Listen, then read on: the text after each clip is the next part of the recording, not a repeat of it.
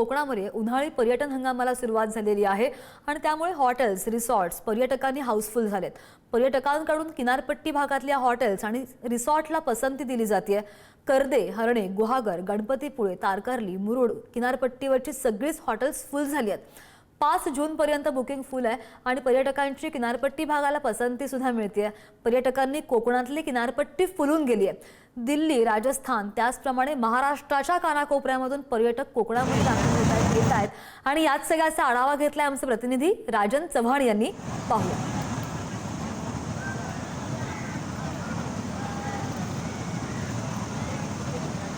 आणि आज अंगारकी चतुर्थीचा दिवस, त्यामुळे भाविक असतील किंवा महाराष्ट्राच्या कानाकोपऱ्यातून येणारे पर्यटक असतील यांना ही विशेष पर्वणीच आपल्याला पाहायला मिळते। कोकणचे निळाशार स्वच्छ सुंदर समुद्र किनारे हे येणाऱ्या इथल्या पर्यटकाला नेहमी भुरळच घालत असतात। त्यामुळे एकंदरीत पाहिलं तर आज गणपतीपुळेच्या या समुद्र किनाऱ्यावर भाविकांची तसेच पर्यटकांची मोठी गर्दी या ठिकाणी पाहायला मिळते।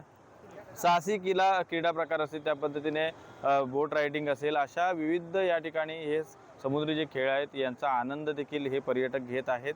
आज गणेश या ठिकाणी दर्शनासाठी देखील भाविकांची मोठी गर्दी ही गणपतीपुळ्यामध्ये होते। समुद्र किनारे देखील या ठिकाणी पूर्णपणे हाऊसफुल झालेले आहेत। दापोली असेल, त्याच पद्धतीने गुहागर आणि गणपतीपुळे या सर्व ठिकाणांचे समुद्र किनारे या मे महिन्याच्या हंगामामध्ये देखील फुल झालेले आहेत। जे काही रिसॉर्ट्स आहेत ते देखील आता या ठिकाणी भरत चाललेले आहेत। त्यामुळे या मे महिन्याच्या सुट्ट्यामध्ये आज अंगारकी चतुर्थीचा दिवस आणि त्यातल्या त्यात महाराष्ट्राच्या कानाकोपऱ्यातून येणारे पर्यटक, त्यामुळे कोकणचे हे जे समुद्र किनारे आहेत हे पूर्णपणे आपल्याला हाऊसफुल झालेले पाहायला मिळत आहेत। राजन चव्हाण, पुढारी न्यूज, गणपतीपुळे, रत्नागिरी।